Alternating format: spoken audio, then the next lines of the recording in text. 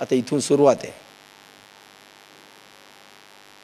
तुम्हाला म्हटलं दैवी साम्राज्याचे तुम्ही धनी झाली पाहिजेत, मग तुम्ही म्हणतील आम्हाला कोणतं राज्य देणार आहेत आणि केव्हा देणार आहेत. म्हणजे इतके विचित्र, पण त्यांच्याकडून घडवून कामं करून घेतले बरं का येशू ख्रिस्ताने. एवढे विशाल देश उभे केले त्या लोकांनी, जे किती कुचकामी होते, पण काय घडवलं असेल, एकेकाला किती हातोडे चालवले असतील त्यांची त्यांनाच माहीत.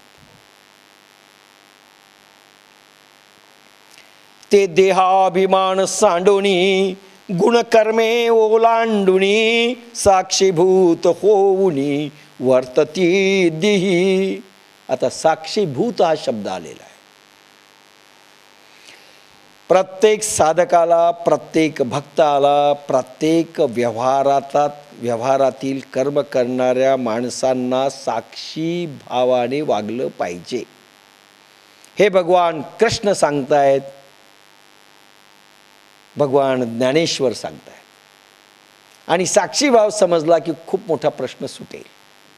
साक्षीभाव काय आहे हे कुठेही सांगितलेलं नाही.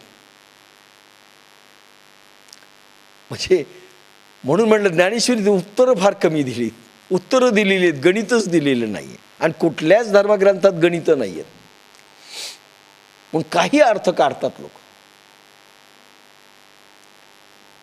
साक्षीभाव माणसाला युद्ध 2 आघाड्यावर रोज करावं लागतं जीवनामध्ये.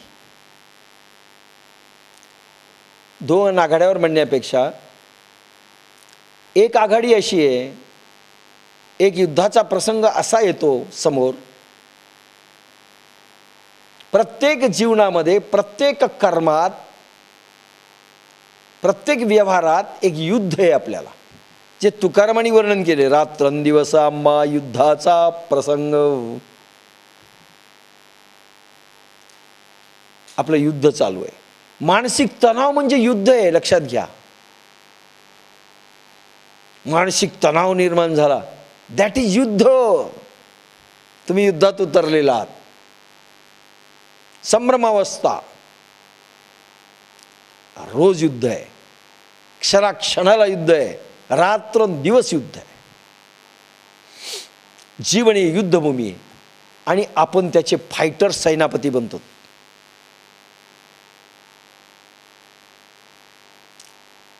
आणि मी करतोय हा भाव ज्यावेळेस असतो त्यावेळेस आपणच सेनापती होतो. मला हे काम करायचं आहे, मी हे काम करणार, मी हे काम केलं, मला अपयश आलं किंवा मला विजय प्राप्त झाला, मी हा युद्धाचा सेनापती बनतो. लक्षात घ्या, जीवनामध्ये, संसारामध्ये मी हा सेनापती होतो, मी युद्ध करतो आणि मला विजयाची आशा आहे. या युद्धामध्ये काही अंशी विजय झाला असं वाटतं, नंतर वाटतं तो विजय नव्हताच, पराजय झाला. आणि नंतर पराजय झाला असं वाटतं, नंतर वाटतं हा पराजय नव्हता, पुन्हा विजयाकडे जातो. पराजयाकडून विजयाकडे, विजयाकडून पराजयाकडे, शेवटी विजय झाला की पराजय झाला. मृत्यूच्या वेळेस तुम्हाला विचारा किंवा म्हातारपणात, तुम्ही पराजित झालात का विजयी झालात, तो आ करून पाहिजे. मग म्हणे नाही, नातवंड झालेत, पोरं झाले, सगळं झालं, आता काही राहिलं नाही. उत्तर हे नाही आहे. तुम्ही ह्या संसाराच्या युद्धात जिंकलात की हारलात, तो काय सांगेल सांगा. मग तो म्हणेल मी जिंकलो. का? तुम्हाला बायको ऐश्वर्या राय पाहिजे होती. हो, ती अमिताभ बच्चनच्या पोरांनी नेली, तुम्हाला नाही मिळाली, तुम्ही जिंकले का हारले? हो हो हो, झालं तसं. नाही, पैसा मिळाला ना, पैसा मिळाला असेल, पण त्या आघाडीवर नाही, हारलो. बरं, दुसरी आघाडी पाहिली, तुम्हाला डॉक्टर व्हायचं होतं, हो, कंडक्टर झाले, हो. अनेक आघाड्यावर माणूस हारतो, अनेक आघाड्यावर माणूस जिंकतो, शेवटी जिंकला की हारला हे संभ्रमात राहतो. आणि तो खरं पाहिल्यानंतर तो जिंकलाही नाही, हारलाही नाही. हा युद्ध करतो, एखादा पैसा मिळवण्याकरता हा फार मागे पळतो, धाव धाव धाव धाव धावतो, धावाधावी करतो. एक धावाधावी प्रकरण आहे पहा दिंडीमध्ये. ते एका विशिष्ट याच्यातनं जे पळतात लोक त्याला म्हणतात धावाधावी. त्या दिंडीमध्ये त्या ठिकाणी पळायचं असतं. हा धावाधावी करतो. आणि मग त्याला विचारलं तुम्ही पैसा मिळवला, हो पण काय करावं, पोरगच झालं नाही, काय करायचा पैसा, तो सुखी का दुःखी, तो हरला की जिंकला, संभ्रमात राहतो. आणि याचं कारण दुःख कोण भोगतो, मी, लढतो कोण, मी, विजयी कोणाला व्हायचं, मला, हारतोय कोण, मी, मग हारलो की जिंकलो हा भाव कोणाचा असतो, माझा. आणि हा रात्रंदिवस युद्धात असतो. बरं, हा युद्ध दुसऱ्याशी करत नाही, स्वतःशी करतो. हा युद्ध कोणाशी करतो, दोन हात भांडतात. लक्षात घ्या. आता हा दोन हाताला भांडवतो. मी जो काही माझ्यामधला आहे किंवा तुमच्यामधला मी आहे, हा डाव्या हाताने उजव्या हाताला हरवायचा असं म्हणतो. आता माझा मी डावा हात मीच उचलतो, मीच याला मारतो. नंतर माझा उजवा हात मीच उचलतो, मीच याला मारतो. हरलं कोण, जिंकलं कोण, सांगा. डावा हात हरला का, हरून घेतलं का, नाही. उजवा हात हरला का, नाही. उजवा हात जिंकला का, बरं उजवा हाताने याला मारलं, हा आपण उचलला नाही, हा असाच राहील. पण मी उचलला नाही हे लक्षात घ्या. पण मी पुन्हा उचलतो, मग हा उजवा हात हरला का, नाही. बरं हा जिंकला का, नाही. म्हणजे मी ज्या वेळेस युद्ध करेल व्यवहार संसारामध्ये, मी जिंकलोही नाही, मी हारलोही नाही. हरल्यासारखं दिसेल तरी हारलो नाही, मी जिंकल्यासारखं दिसेल तरी जिंकलो नाही. मी काय झालो हे अजून कळत नाही. मी काय केलं कळत नाही. हळूहळू कळेल ना. द्रष्टाभाव सांगत चाललोय, साक्षी भाव. पुढे असे काही प्रसंग येतात. बरं हे किती आहे, असे क्षण किती येतात, केव्हापासून चालू आहे, करोडो जन्मापासून आमचं चाललंय हे युद्ध. अनेक जन्मांचे संस्कार आहेत आमच्यावर. हे युद्ध करोडो जन्मापासून चाललंय आणि ह्या जन्माचं आम्ही सतत करतोय. एक मन दुसऱ्याला भांडतंय, आम्ही आमच्याशी भांडतोय. उदाहरणार्थ तुम्ही साधनेला बसले, साधनेला बसण्याचा एक हेतू तुम्ही निर्माण झालाय तुमच्या मनामध्ये, एक इच्छा निर्माण झाली आणि दुसरी इच्छा बसू देत नाही. नो, पिक्चर छान लागलाय, टीव्हीवर सिरियल छान आहे, सास भी कभी बहू थी, पाहिलं पाहिजे.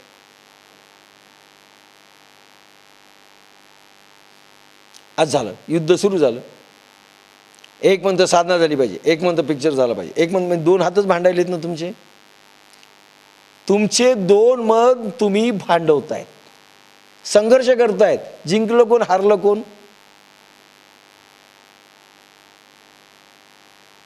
लक्षात घ्या. जिंकलं कोण आणि हारलं कोण. जिंकलं की तुम्ही हारले, संभ्रमात राहा. आता थोडं पुढे सरकतो.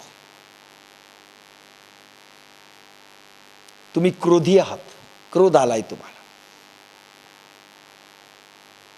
तुम्हाला क्रोध आल्यावर वाटतं क्रोध चांगला नाही. थर थर थर थर कापतात, दोन तीन माणसं धरतात, सोडा सोडा सोडा सोडा मला, त्याला मारतोच. क्रोध येतो, बीपी वाढतो, डॉक्टर खुश होतात, बीपी वाढतो.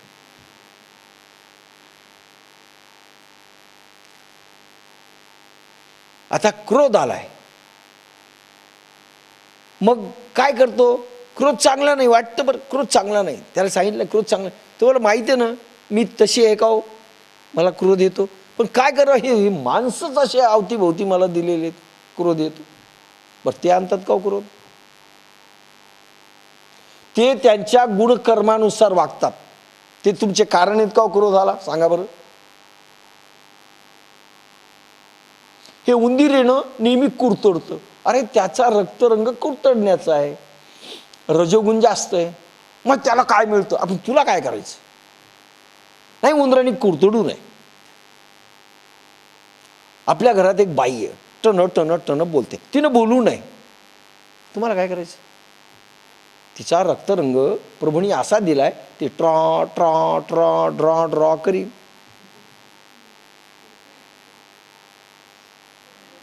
नाही नाही, तिने करूच नाही. दुसऱ्यालाही बदलायचे प्रयत्न, आपल्यालाही काय, आणि असा युद्ध चालूच असतं, आपल्याशीच युद्ध चालतं. मग देसाई मोरे सारखे सज्जन लोक येतात, अहो इतकं रागवू नये, बीपी वाढला. डॉक्टर म्हणतो, हो डॉक्टर आजकाल का नाही मी फार शांत राहते, पण झालं राग येतो. आणि हा राग दाबण्याकरिता दुसरं मन तयार होतं, आणि ही फायटिंग. हा राग दाबणारा तुम्हीच आहात, राग आणणारे तुम्हीच आहात, लक्षात घ्या. राग तुम्हाला येतो ते तुम्हीच आहात, राग शमन करण्याकरता प्रयत्न करणारे तुम्हीच आहात, त्याच्यासाठी डॉक्टरच्या गोळ्या खाणारे तुम्हीच आहात. आणि पुन्हा राग येतो, पुन्हा डॉक्टरकडे जाणारे तुम्हीच आहात. तुम्ही हारले का जिंकले. काय झालं.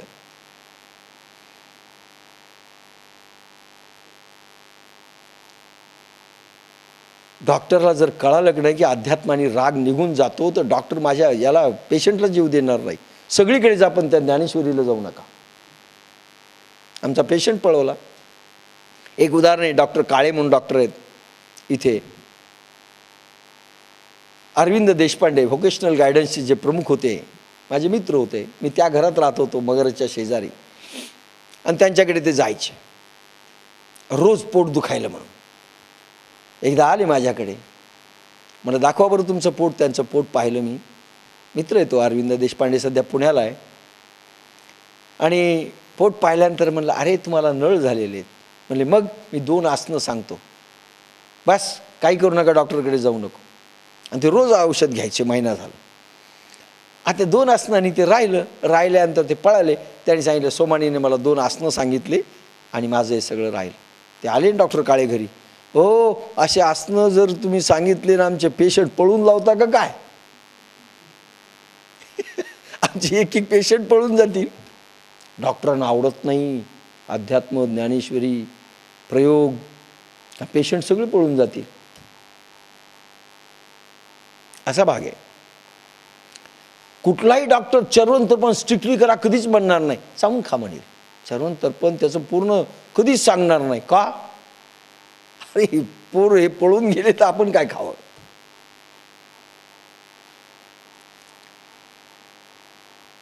मग पूर्ण सात्विक गुणांनी राहा, वकील कधीच सांगणार नाही, कारण ते मरून जाईल. म्हणून मला सत्ययुग आल्यानंतर 2 माणसं आधी मरतील, एक डॉक्टर आणि दुसरा वकील.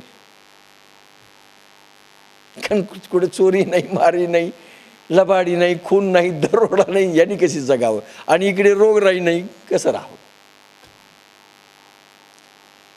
हा, म्हणून माणूस क्रोध आणणारे तुम्हीच, क्रोध शमन करण्याचे प्रयोग करणारे तुम्हीच, हरणारे तुम्हीच, जिंकणारे तुम्हीच, हारलो की जिंकलो संभ्रमात पडणारे तुम्हीच. म्हणून एक दुसरं तुमचेच 2 हात भांडतायत, तुमचेच 2 मन भांडताय. तुम्ही ज्या वेळेस तुम्ही म्हणून इन्व्हॉल्व होता, हा साक्षी भाव नाही, कारण तुम्ही आहात आणि तुम्हीच तुमच्याशी विरुद्ध भांडायले. उदाहरण सांगतो. आणि मग तुम्ही काय करता. क्रोध आला, कोणाकडे जाता. क्रोध काय येतो, कशाचा अभाव आहे क्रोध. प्रेमाचा अभाव. मग कुठे जाता. गोकुळीच्या कथा ऐकायला भागवतमध्ये जाता. वा वा वा, सगळ्यात जास्त कथा कोणाला आवडतात. क्रोधी माणसाला. काय कृष्णाने प्रेम केलं आहे की नाही. किती माफ केलं. सगळ्यात त्याला जास्त प्रेम आवडलं की समजायचं हा क्रोधी आहे, याला प्रेम आवडतं. मग गेली कोणीकडे? प्रेमाकडे. बरं, प्रेम उत्पन्न झालं का? लक्षात घ्या. कशामुळे गेले तुम्ही? प्रेम उत्पन्न व्हायला गेले नाही, क्रोध शमन करायला गेले, प्रेमाची कास धरली. पण ज्यावेळेस तुम्ही त्या कथेमध्ये जाता, सायकॉलॉजी असं म्हणतं, मानसशास्त्र असं म्हणतं, त्यावेळेस तुम्ही क्रोधाचे परमाणू एकत्रित करता. कारण क्रोधाने थकलेत म्हणून तुम्ही प्रेमाकडे वळलात. क्रोधाने थकलेत, क्रोध आल्यानंतर म्हणून तुम्ही प्रेमाकडे वळलात, शांत झालात. पण त्या शांतीमध्ये तुम्ही शांत तोपर्यंतच आहात, क्रोधाचे परमाणू इकडे एकत्रित करताय. आणि क्रोध आला त्यावेळेस तुम्ही प्रेमाचे परमाणू एकत्रित करताय. ज्यावेळेस तुम्ही क्रोधामध्ये असाल त्यावेळेस प्रेम कसं उत्पन्न होईल, त्याचे परमाणू एकत्र करताय. म्हणजे तुम्ही भांडणारी फौज तुम्हीच निर्माण करता. हा विषय कसा चाललाय, नीट लक्ष देऊन ऐकलं तर लक्षात येईल. तुम्ही कामी आहात, सेक्स भावना उफाळून येते, काम भावना उफाळून येते. इतकी काम भावना उफाळून आली की तुम्हाला काय वाटतं? काम भावना खूप उफाळली की मग कुठेतरी ऐकलेलं असतं, काही महाराज दिसतात, ब्रह्मचारी राहिलं पाहिजे. काम भावना, सेक्स भावना अशी उफाळली तर तेजोहीनता येते, शक्तिक्षीण होते, शक्तिक्षय होतो. मग ब्रह्मचारीवत झालं पाहिजे. ब्रह्मचारी पण आवडायला लागतं. का? कामभावना. पण ब्रह्मचारी पद कोणाला जास्त आवडतं? म्हणून संन्यासी तेच जास्त होतात. असं एका ठिकाणी ओशो देखील म्हणले की ज्यांच्या कामभावना अतिशय प्रबळ असतात. कामभावना प्रबळ म्हणून पळून जाऊन संन्यासी झालेले आहेत, ब्रह्मचारी झालेले आहेत. पण ब्रह्मचारी झाले म्हणून त्यांची कामभावना गेली, खोट आहे असं त्यांनी म्हटलंय. म्हणून एखादी साध्वी पुन्हा लग्न करते. काही साधू